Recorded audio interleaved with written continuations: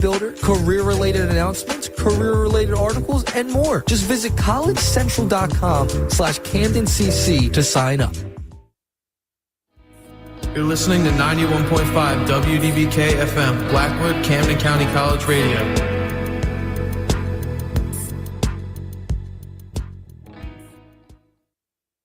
And welcome to 91.5 WDBK for sub Midday Madness. Of course, with Vinny's voice is what the name of the show is going to be now. Of course, you already know it. Yeah, it's funny, whatnot. Okay. But yes, we have quite a lot to talk about, of course, today. But before we do so, remember, we have a WDBK text line, 856-345-9325. Once again, 856-345-9325. If you want to text in the show and be a part of the conversation, of course, you already know what I'm going to be voicing my opinions on today, right? We had the Birds game yesterday, but not only did we have the Birds game yesterday, this weekend in general for Philly sports is really helping me heal from what we had to go through only a couple of weeks ago. Of course, we all remember that Monday at the beginning of October where the Phils lost, the Flyers lost, the Eagles lost. So I should say not that Monday, it was a Thursday that happened. But still, that still stung, right? Well, this weekend kind of helped that out. Philly teams went 3-0. The Flyers, Sixers, and Eagles all got wins over this weekend. The Flyers were able to get a brilliant shootout win over the New York Islanders. That was a feisty game. That was Broad Street hockey. There was bloodshed. It was just a great physical game. Of course, Hathaway was able to get someone bleeding as well. So, that was Broad Street hockey. It was great to see that return to the X in South Philadelphia. Of course, the Sixers picked up their second straight win of the season with continuing to play at a high level, and they played a full game. Of course, great victory for them over the Hornets, and of course, the Birds, who got an incredible win, kind of a get back at the New York Giants in South Philadelphia, continuing an already incredible stat of not allowing the New York Giants to get a win in South Philadelphia. Yes, still since the year 2013. So yes, great to see that stat is still alive and going. But of course, you know what?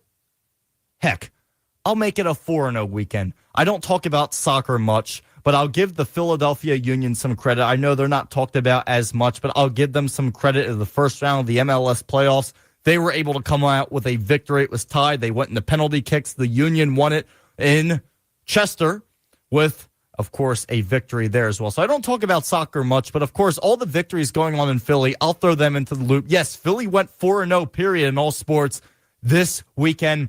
Definitely great to witness, great to see, and especially everything that the Philly fan base has been going through recently. It kind of heals up from what we've all been witnessing as of recent, I should say, most likely, I think it's better described as the beginning of this past month. But still, folks, you already know where I'm going to be going with this, of course, where I'm going to start off talking about the Birds. Now, of course, yesterday's game was something quite interesting where, again, this was probably the first game of the season for the Birds where they actually played a complete game. They played all four quarters. They scored points in all four quarters.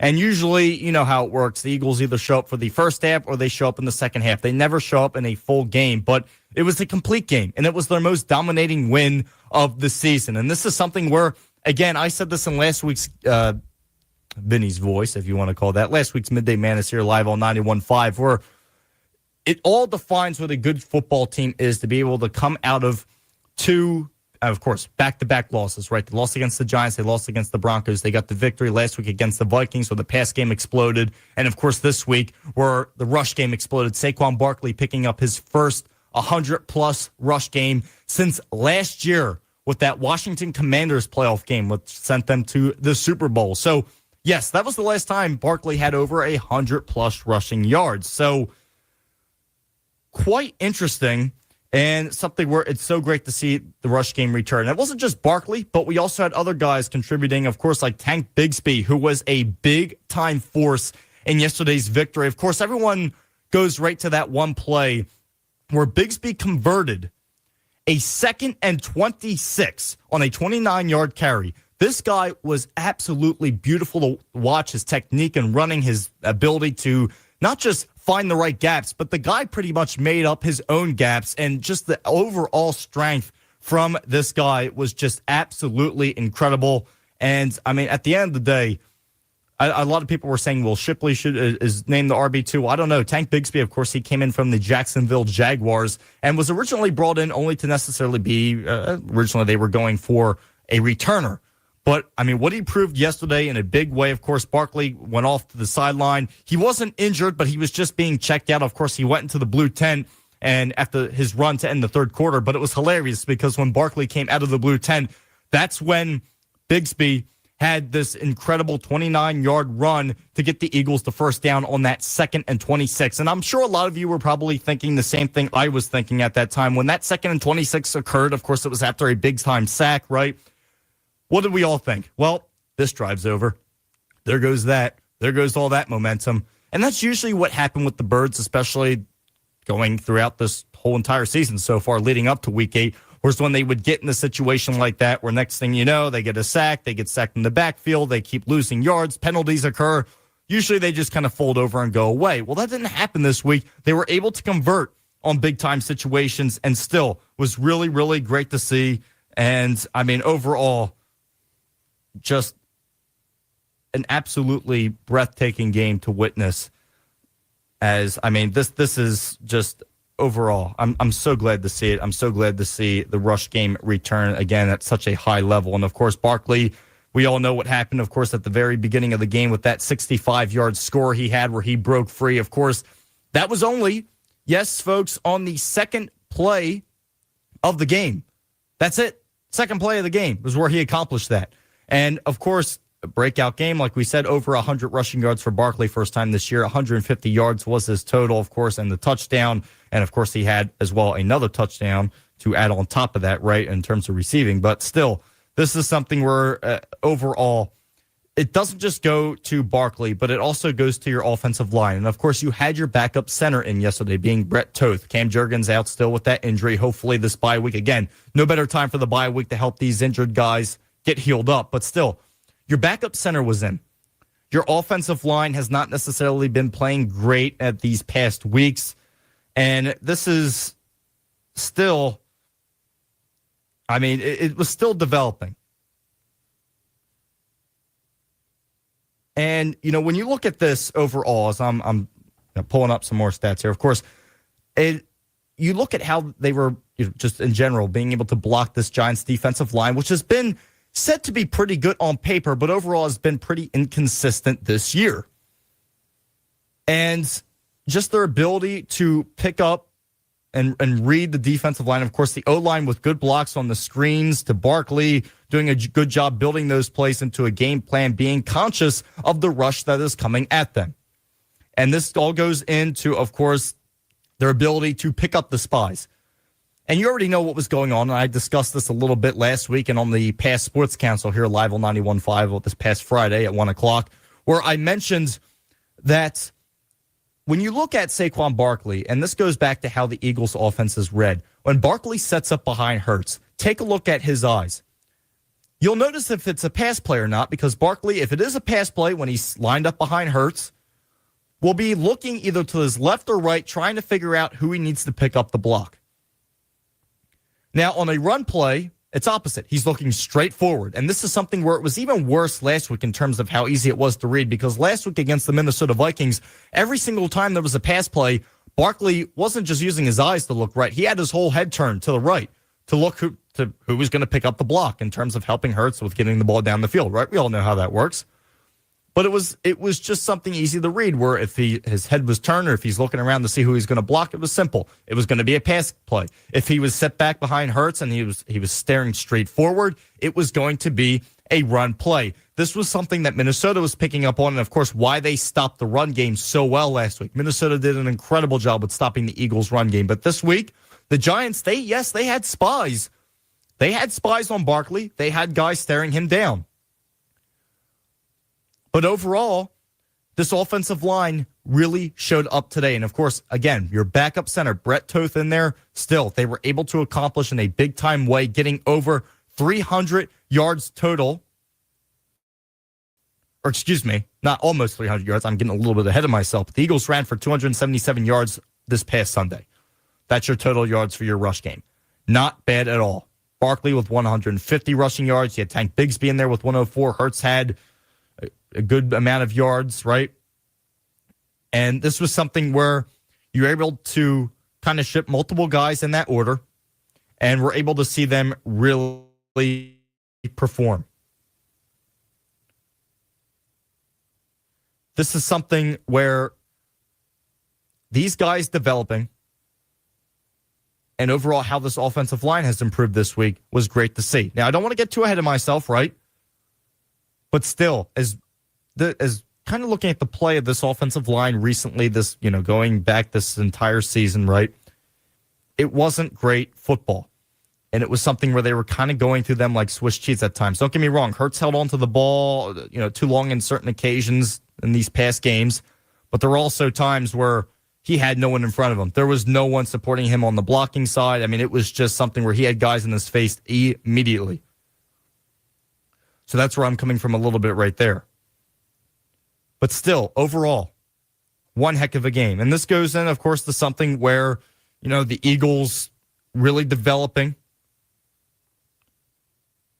But we were talking about the rush game. And, of course, the most 60-plus yards running touchdowns in Eagles history since the year 2000, and this is including playoffs, where you have Saquon Barkley leading it at 8, Miles Sanders right behind him with 3, Brian Westbrook at 3, and Bryce Brown at 2. Remember the Bryce Brown days, man, oh man. But yes, that's where it stands right there. So the most 60-plus yard rushing TDs for Eagles running backs since 2000, Barkley, Miles Sanders, Brian Westbrook, and Bryce Brown.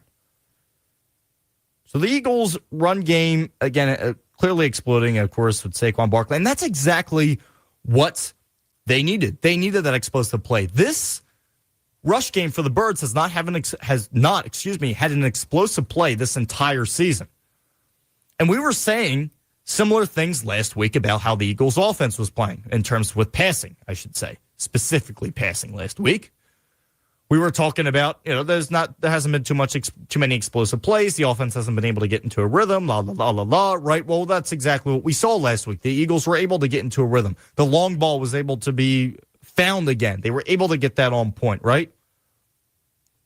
Devontae Smith got utilized a lot last week. Didn't quite get utilized as much this week, but he was still used. Didn't have a touchdown, but he still had 6 receptions for 84 yards. But they were still able to utilize the pass game when necessary. Hurts was able to get the ball down the field. Hurts in general, 15 out of 21st passing for 179 yards. Almost again had a perfect passer rating. That would have been one heck of a stat. Back-to-back weeks with a perfect passer rating. Would have been all over the place. Or knowing the Eagles and knowing the hate they get, it probably wouldn't have been anywhere. But still, last week he had a 158 passer rating. Didn't have it this week, but was just, 7 under. With 151 passer rating, 151.37 to be exact. Again, the 4 passing touchdowns was something great to see. And, of course, 2 of those passing touchdowns was to the tight end Dallas Goedert. And speaking of tight ends, it was National Tight End Day yesterday. And what better time was it for Dallas Goedert to break a career high? Break a record, I should say, for himself, right? Career high of 7 touchdown grabs. He broke it with 6. His original career high was 5 in the season, but he broke it. 6. Then he got his 7th one shortly after. Of course, he had a 17-yard touchdown grab and a 6-yard touchdown grab. But we've been seeing how much they've been utilizing their tight end in the red zone this year. He was utilized much against the Chiefs. I mean, and this is a guy, he's not coming out of the game with a ton of passing yards. Don't get me wrong. He's not coming out with 1,000, or that's going a little overboard, but around 80-some passing yards a game. No, not necessarily. I mean, you look at yesterday, he only had 28 passing yards. Or, excuse me, passing yards, receiving yards. He's not a QB, I promise. But still, only had 3 receptions. 2 of those receptions were, of course, touchdowns. But still, Hurts is able to find Goedert on the field when necessary. And, of course, we all know how most of his touchdown passes have happened this year. They've all kind of been flip passes. We saw a couple of really funky passes to Goedert throughout this season so far with the TD grabs. But still, quite nice to see. Goedert, got to shout him out on that, breaking his Career high right there. Again, 7 grabs in the season for a touchdown. But overall, this offense, and this is exactly where I want this conversation to kind of lead into with myself in a way, right? But this is exactly where I wanted this talk show to kind of lead into was, what did I just mention? They had success on the ground. They had success with the pass game. Now, Hurts didn't throw for over 200 yards, but it was pretty dang close to it, right? 179 yards. But still, overall, this was a balanced offense. This offense was ran balanced. It wasn't something where it was all run. It wasn't something where it was all pass. And this is where the Eagles found their success last season. You know, when you want to talk about success, this is exactly where the Eagles found it, was being able to be diverse in where they attack on offense, being able to have the run game show up, being able to have the pass game show up, being able to have the long ball pass game show up, being able to have the short pass game show up, being able to read the blitz as they did so yesterday. A couple times they got by it, but they were able for the most part to read the blitz. Hurts with the short pass game, being able to find those crossing routes, being able to find those short cuts. Right? This is all things that have been contributing to the, for the Eagles in a big time way. It's been helping them out in a big time way. And, overall, when you look at this pass game and how they've been able to kind of finagle it,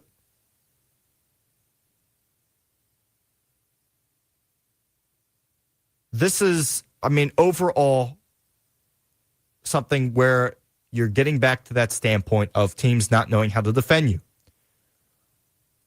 How many times did we see it yesterday? The Giants knew what Barkley was, they knew that they were going to hand the ball off to Barkley, especially coming into this game. I had the prediction, I don't want to toot my own horn, but I had the prediction coming into this game that this would be the first over 100 on the ground rushing yards for Barkley this season. That was my prediction. I didn't think we'd get both of our running backs getting over 100 yards, but I had Barkley over it, so there we go. Bigsby again. Big-time strong man right there, but still, their ability to, when you're going to stop the run game, when you're going to try to bring your linebackers up, when you're going to try to stack the box on me, we're going to kill you with the pass game. And we already saw it multiple times. The Eagles were able to find that ball over the middle. They were able to find those passes over the middle. And, of course, you know what was going on. The Giants were bringing up their linebackers. They were stacking the box. They were trying to stop that run game and stuff the run game, especially as they got murdered by the Eagles' rush game on only the second play of the game with that 65-yard rushing touchdown by Barkley. So there was that. But again, they were trying to stack the box. They were bringing their linebackers up, but it left the field open, and the Eagles were picking apart the Giants' secondary. And I understand, again, the Giants had injuries as well. Their cornerback, Paulson Adebo, was out with a knee injury. The defensive lineman, Chauncey Goldston, was out with a neck injury. And, of course, not that long before the game, kind of around when the Eagles released and said A.J. Brown would be out, the Giants announced that their safety, Javon Holland, was out with a knee, which is really a big-time killer for them, and it showed during yesterday's game. So they had injuries. But still, the Eagles were able to find those open gaps. They were able to get the job done, and they were able to take advantage of it. A lot of times with Philly teams in general, and I'm going to say it, not just with the Eagles, with all the Philly teams, there are times where they need to take advantage of a team, and they can't. There are times they need to put a team away, and they can't. That was put out the window this game. The Eagles were able to do that. They were able to finally, for once this season, put a team away and not let them hang around. That was my biggest worry going into the halftime break originally. That was my biggest worry, my biggest concern was, we've been here before. What happened in the Denver Broncos game? There's your perfect example of why I had to worry, and I had every single right to worry, and I'm sure some other Eagles fans were worrying as well. It wasn't a huge lead, but it was still comfortable. It was 21-10 at the halftime for the Birds, right? Eagles led 21-10. So I'm sitting there looking at the TV saying, is this going to go how I think it's going to go, or is this going to go how the Eagles were able to handle it last year? And yes, they finally were able to not just hold a lead, but to add on to the lead. Now, don't get me wrong. They came out of the half. It started a little slow. They only scored 3 points. Of course, both teams only scored 3 points in the third. But then the Eagles continued. And they continued to pound. And they continued the drive on the offense, converting big-time plays. Of course, that Tank Bigsby 29-yard rush to convert on 2nd and 26. Yes, folks, I'm going to keep going back to that. If it's annoying, well, it's unfortunate, right? Got to shout out the Tank.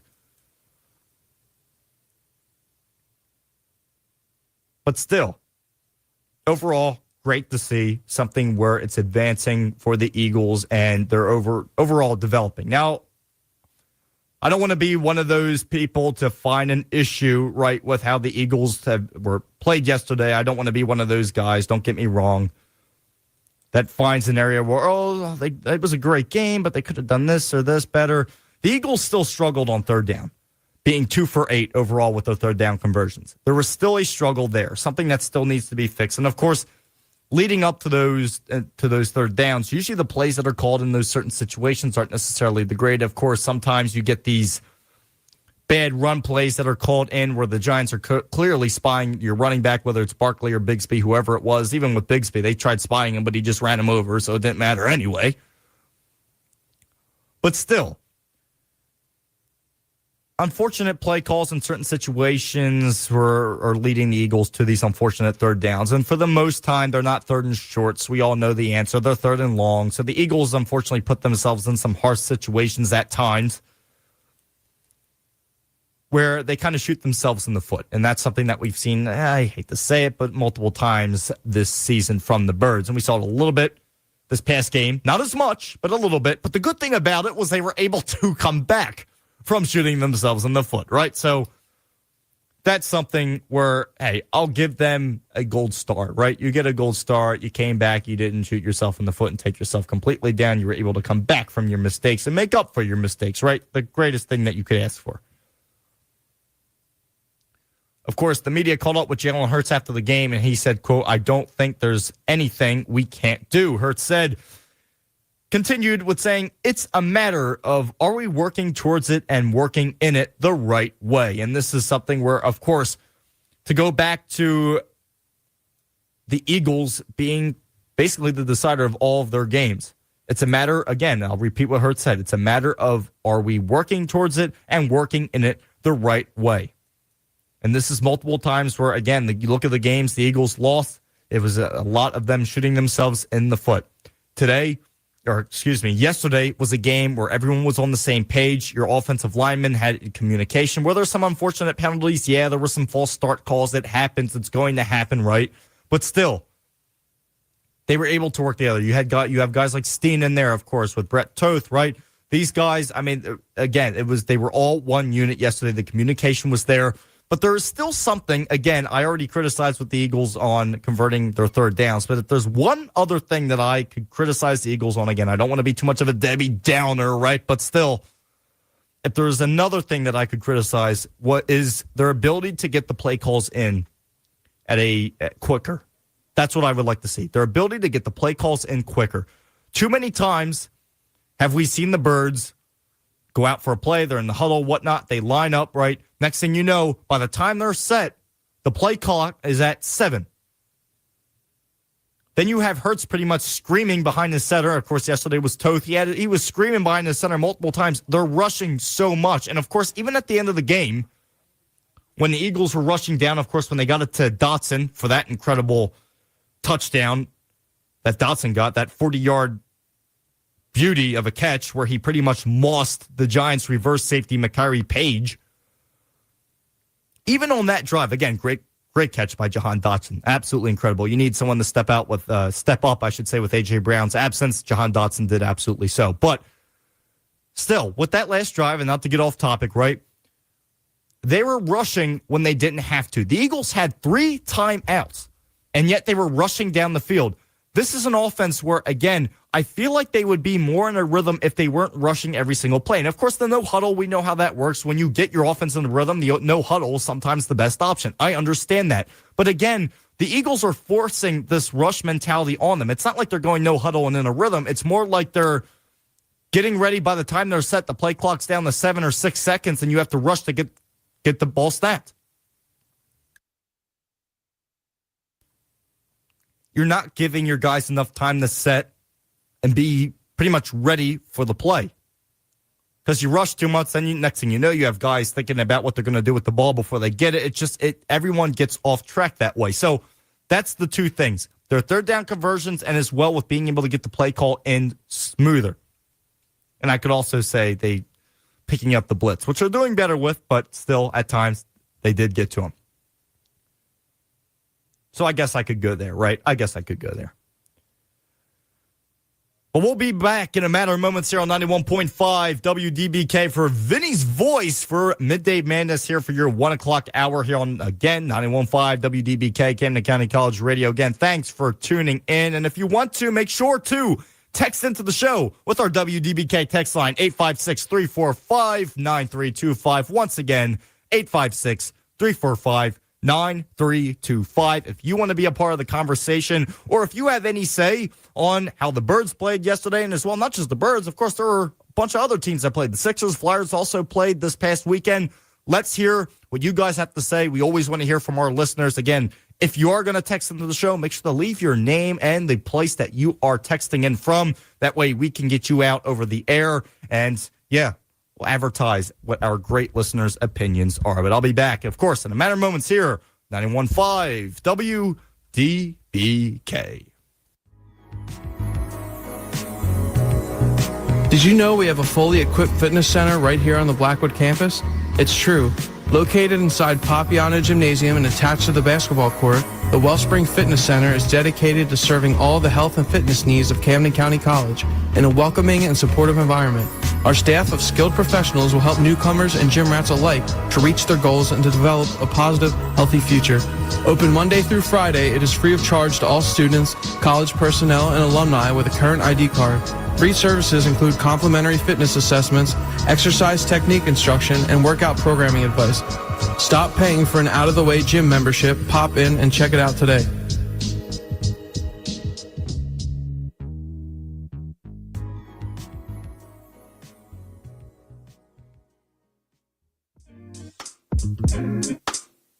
Camden County College has a dental hygiene program. Our dental hygiene clinic is located on the Blackwood campus where they offer preventative care. Services available include digital x-rays, deep cleanings, fluoride treatments, nutritional counseling, tobacco cessation, plaque control, digital scanning, and comprehensive periodontal evaluation. Patient care at the clinic is managed by experienced dental hygienists and monitored by supervising dentists. The clinic is located in Halpern Hall on the Blackwood campus and is open Monday through Thursday. Please call 856-374-4930 for more information on how to schedule an appointment.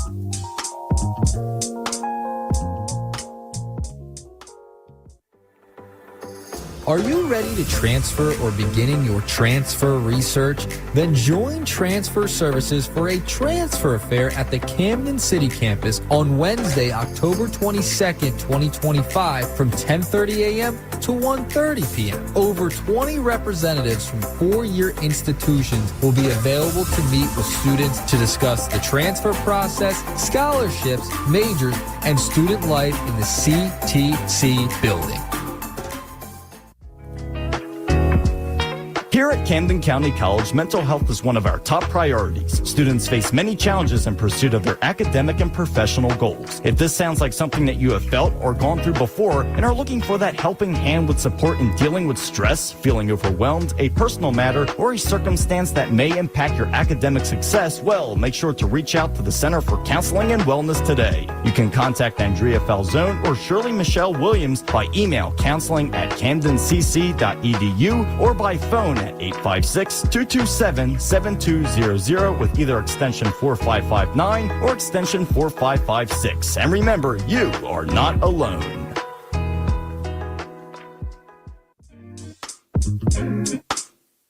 The Marlin Gallery at Camden County College presents Echoes of the Inside, an exhibition running October 16th through November 12th, 2025. The exhibit features artwork by individuals with lived experience in the justice system, exploring themes of resilience, identity, and community through drawing, painting, and mixed media. For more information, it is available at camdencc.edu/art/Marlin Art Gallery.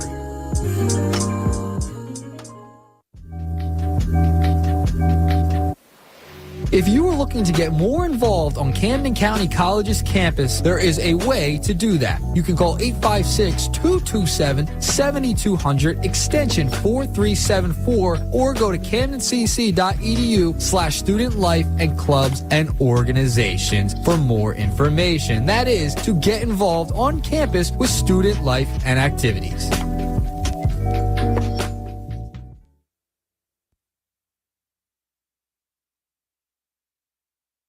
And welcome back to 91.5 WDBK for the Midday Madness. Of course, Vinny's voice here live at 91.5. Of course, last segment we did the Birds and how the Eagles were able to get their most dominating win of the season, again, keeping the Giants out of the W column in South Philadelphia still since 2013. Yes, that was the last time they won at Lincoln Financial Field. Doesn't happen much, and it shouldn't happen much because Philly is so much more superior than any New York team, and that's the way we like to keep it. Of course, we discussed a lot of the offense for the Birds, and I'm not going to talk too much more about the Birds, of course, because we want to move on in the show, but I'll give the defense some love. I did not do that, of course, in the first segment. We were talking about how well the offense played and how well and how balanced out the Eagles' offense was, where the pass game was performing at a high level, and the rush game was performing at a high level,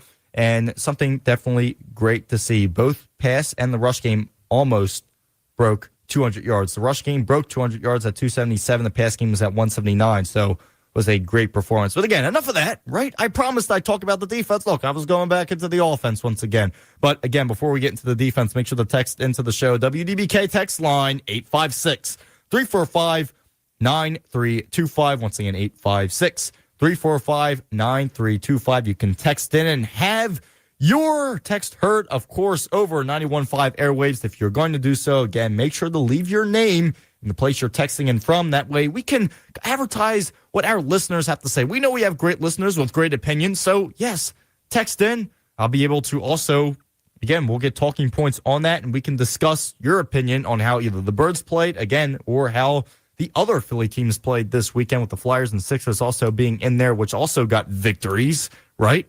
But now, to move on to the Eagles' defense, right? I won't spend too much time, but the defense picked up 5 sacks. The defensive line was able to get pressure. And don't get me wrong, there were many times where I thought that they probably should have had more sacks than they did yesterday. Of course, Jackson Dart, we know how Dart is. He's a very, very slippery quarterback, and something where the Eagles were spying him incredibly well. And we all know what happened the last meetup between these two. Of course, there was that one big-time touchdown run where Zach Bond was the spy of Jackson Dart, and he basically made Bond look silly because of the amount of room they had in between Bond and Dart. Of course, any room between a QB that can really run in the slippery between a great space between a QB like that and a linebacker, the QB is probably going to win every single time, especially as slippery as Dart is. And that's what we saw last week. Well, this week it was a little different. The Eagles were able to hold the edge a lot better. They were able to have that pocket collapse where Dart was scrambling and running for his life. Now, still, don't get me wrong. Lots of credit to the kid. He was able to escape in a lot of different situations. He was able to get away from guys like Uche at times. Of course, Ojomo, which he didn't get away from him too much longer because Ojomo did have a sack on him. But still, he was able to slip away in many different situations. The Eagles only had 5 sacks this past game, but like I said, but they could have had more. And something where, again, we'll get into those sacks. Jalen Carter was able to pick up his first sack of the season for the Birds. Of course, he brought down Jackson Dart for not just a little loss. It was an 8-yard loss. Great to see Carter performing back at the level he's been or was at last year. Of course, wasn't that necessarily a great of a start for Carter as he got thrown out on the first play of the Dallas game in week 1. But still, great to see Carter pick up his first sack. Jalen Hunt also had a sack. Jordan Davis, Moro Jomo, and Zach Bond. Zach Bond being able to repay Dart for last week, or I should say not repay, but get back at him, right? For what happened last week with, again, Jackson Dart breaking Bond's ankles. Bond did not let that happen this time. It was definitely as well a big force with clogging up those gaps. Again, the Eagles' pass defense was a lot better, run defense was a lot better defending the run game than it was last week. That I can tell you, as they were picking up an average of 8 yards per carry during their last performance with the Giants.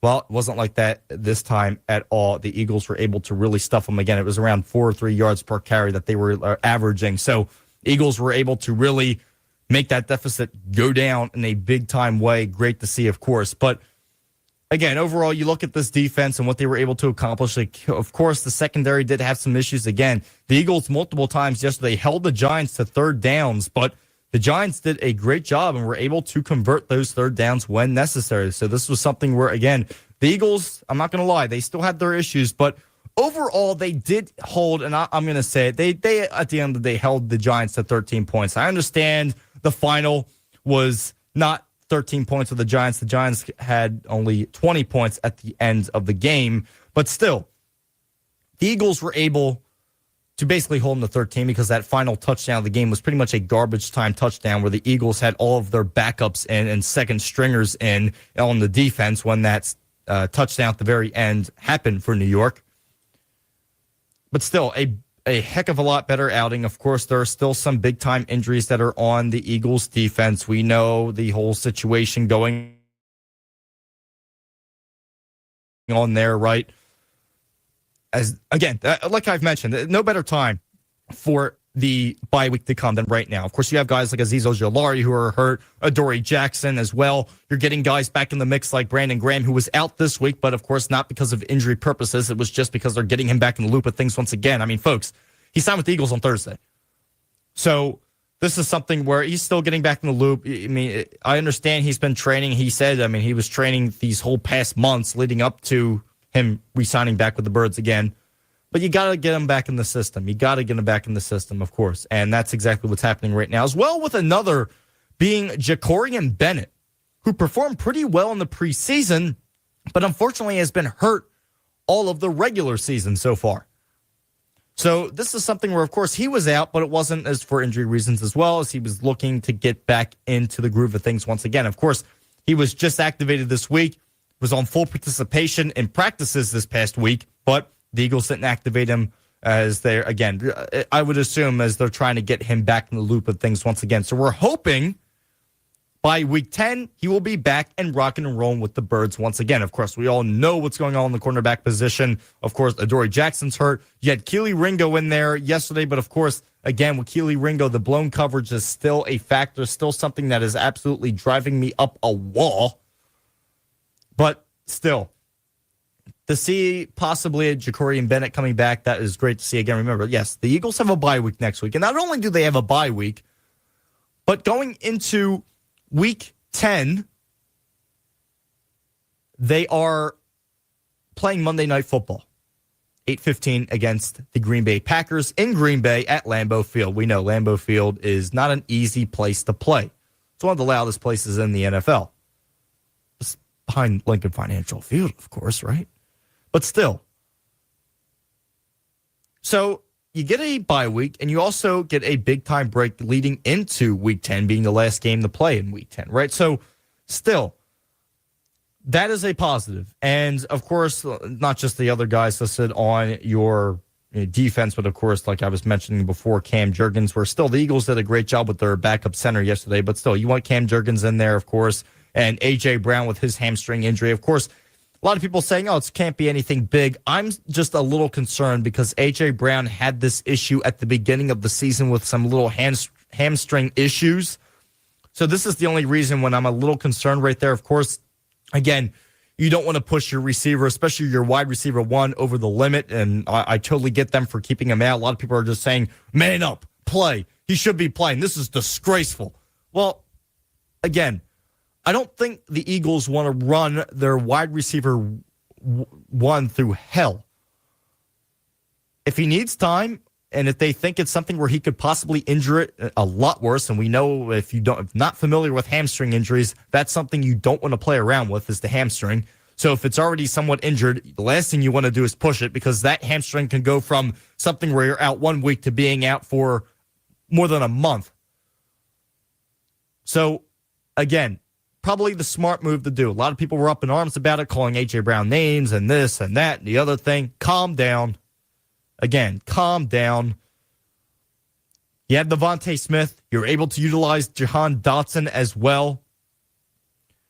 And at the end of the day, the Eagles, it's not just those two, but they also had another guy who they unfortunately didn't use yesterday. He was out there, but they didn't use him, Darius Cooper, who performed well, very well, in the Eagles preseason.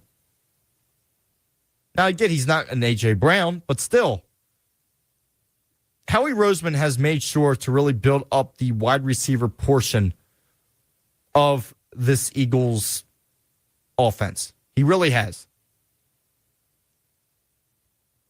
And still, this is something where, again, you don't want to go pushing your guys over the top.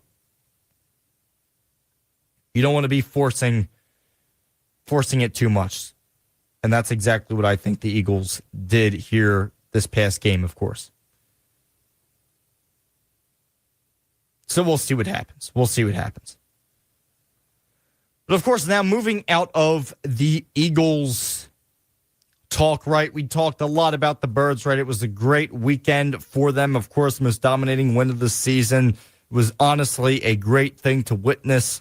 The link was bopping, was absolutely great. And, of course, yes, we had other teams that performed well with the Sixers and the Flyers, right?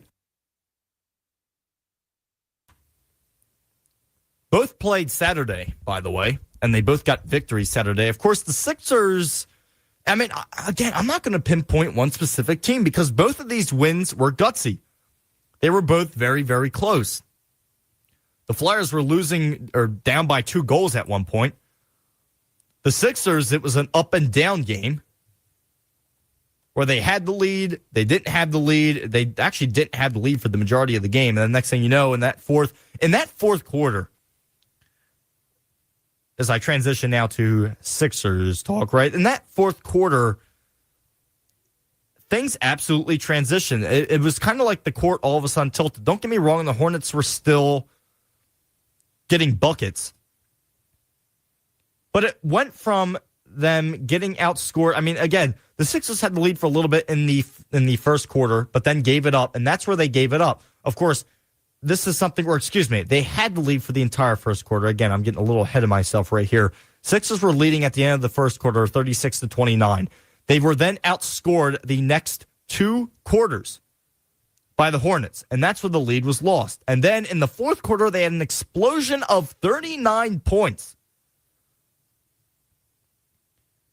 And this was something where they were just not going down. Of course, when I was watching the game, and of course, originally I looked at it, there was 4 minutes left. Hornets had the lead. I'm like, oh no, here we go. But they were able to contribute. They were able to come up with it when it mattered most. They were able to make the big play when it mattered most, something that we didn't see too much of in the past. And you had contributions from all around the lineup. Of course, Tyrese Maxey was able to have a good show out with 28 points overall. Edgecombe was there again. Didn't get over the 30 mark this time. Was at the 15-point mark, right? But still, he was able to show up when it was necessary, right? When it mattered most.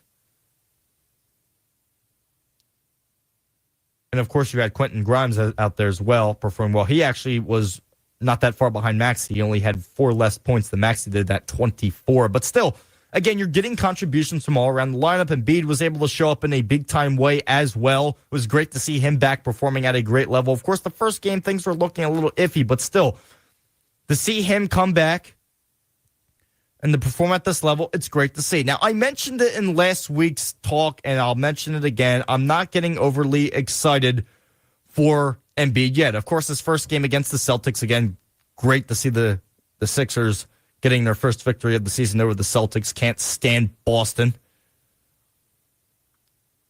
TD Garden was on fire. I would just run away. I'm sorry. I can't stand Boston. I can't stand them.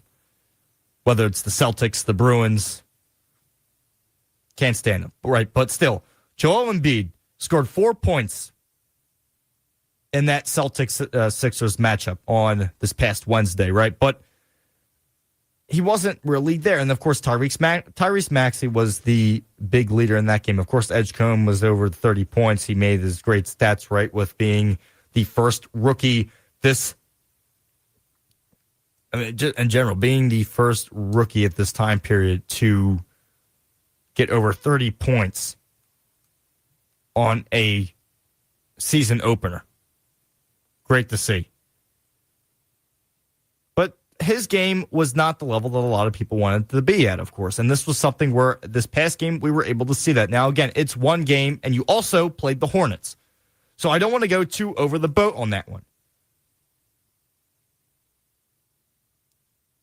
But still, it was a great turnaround, and hopefully the Sixers can continue their winning ways in a big-time way. Of course, tonight going up against the Magic in South Philadelphia at 7 p.m.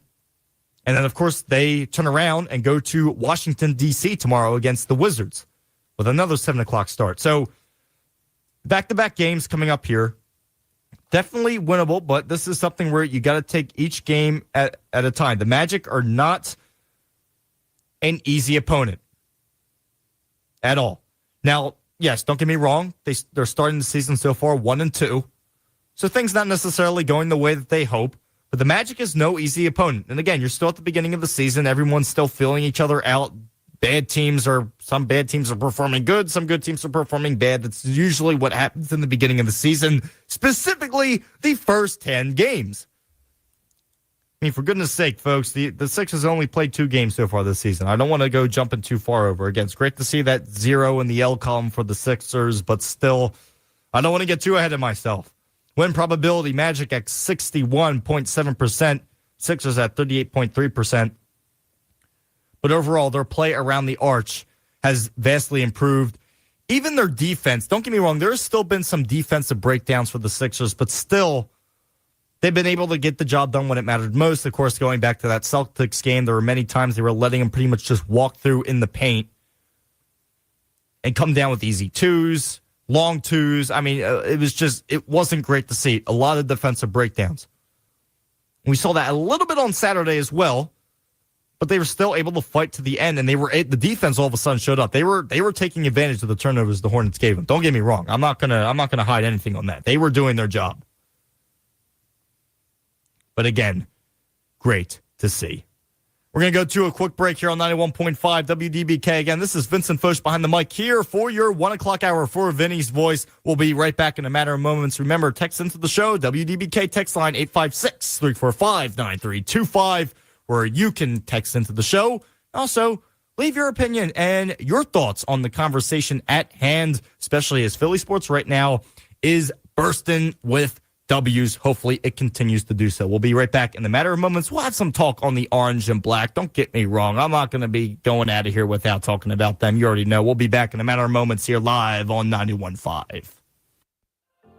The Accessibility Center provides support services to students with disabilities attending Camden County College. At the Accessibility Center, we strive to create an environment that recognizes differences and builds independence. If you are a student with a disability attending Camden County College, you can connect to the Accessibility Center by calling 856-227-7200, extension 4430, or by emailing accessibilityservice@camdencc.edu. Or stop by and visit us on the first floor of Taft Hall.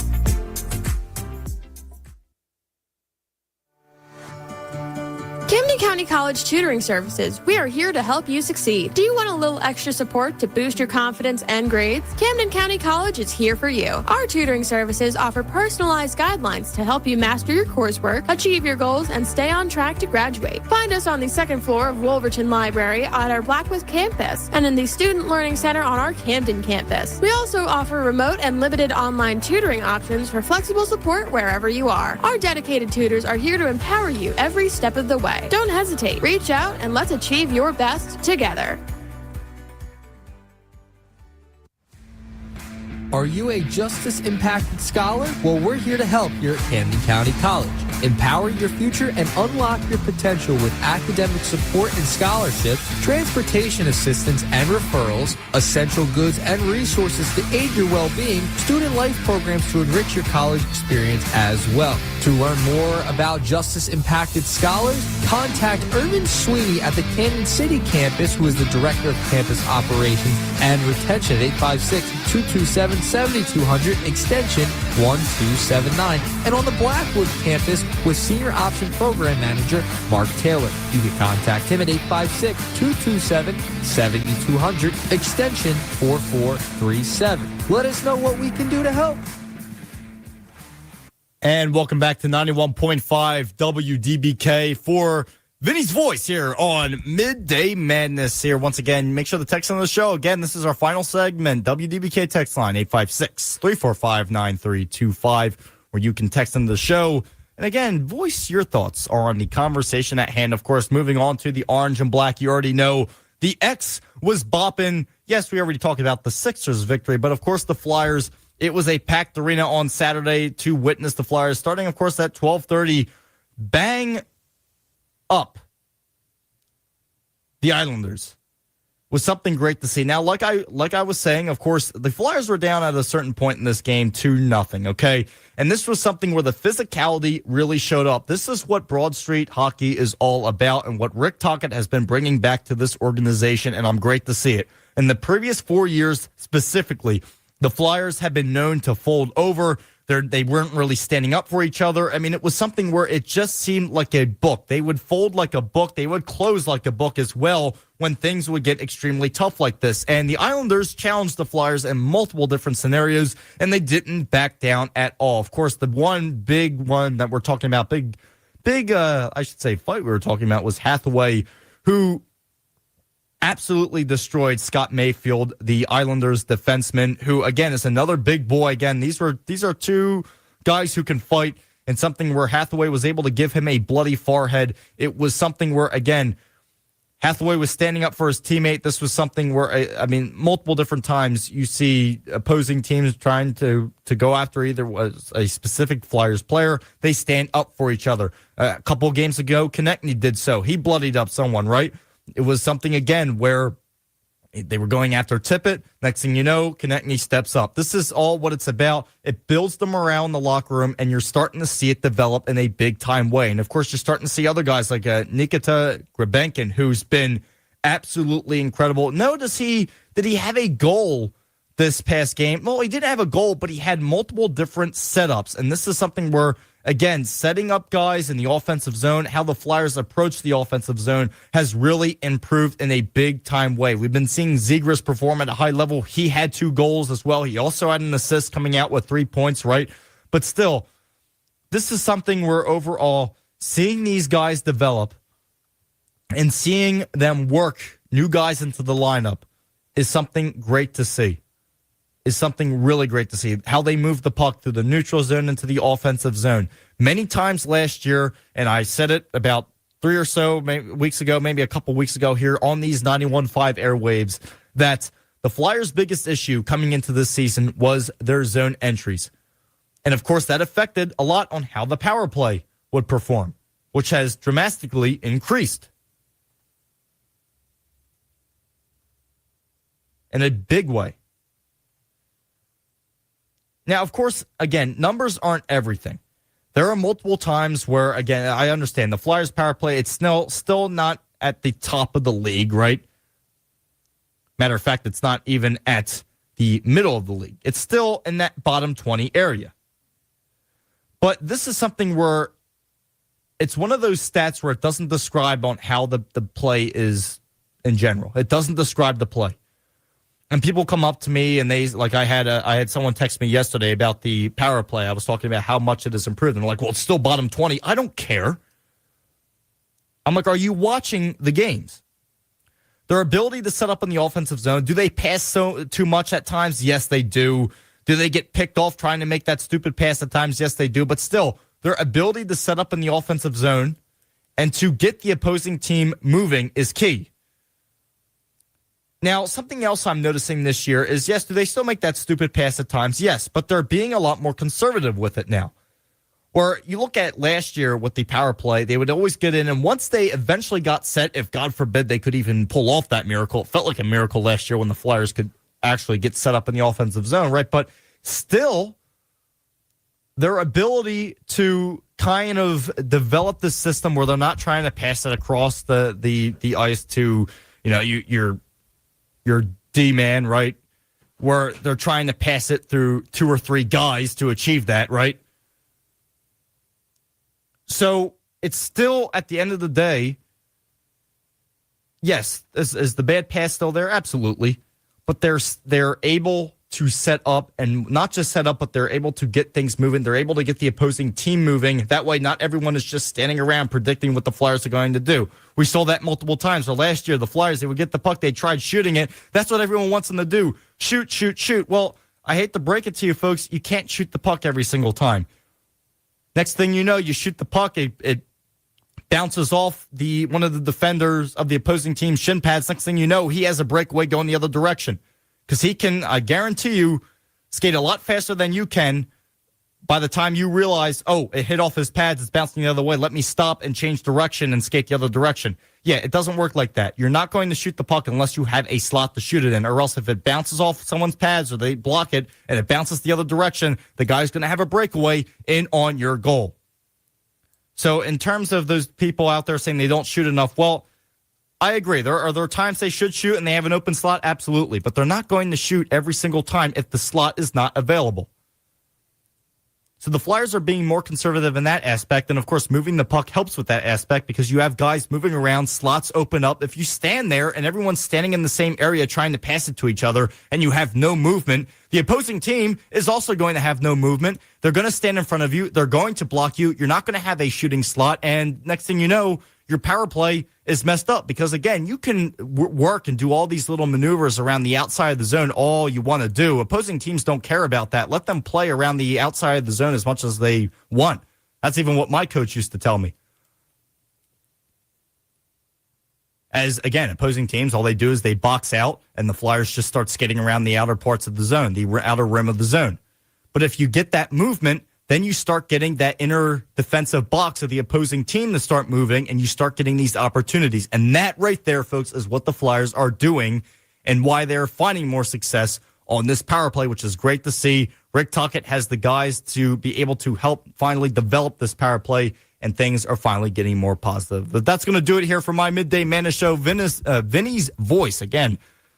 Brand new name, so we're getting it in the rhythm a little more. But that's going to do it. Glad to be with you for your 1 o'clock hour here on Midday Madness here on 91.5 WDBK. Hope everyone is having a fantastic Monday, and I hope after listening to this, your Monday just got a heck of a lot better. It's going to do it for me. Have a good one, folks, and as always, God bless. Did you know that Camden County College has a dental hygiene clinic located at Halpern Hall Suite 107 on the Blackwood campus?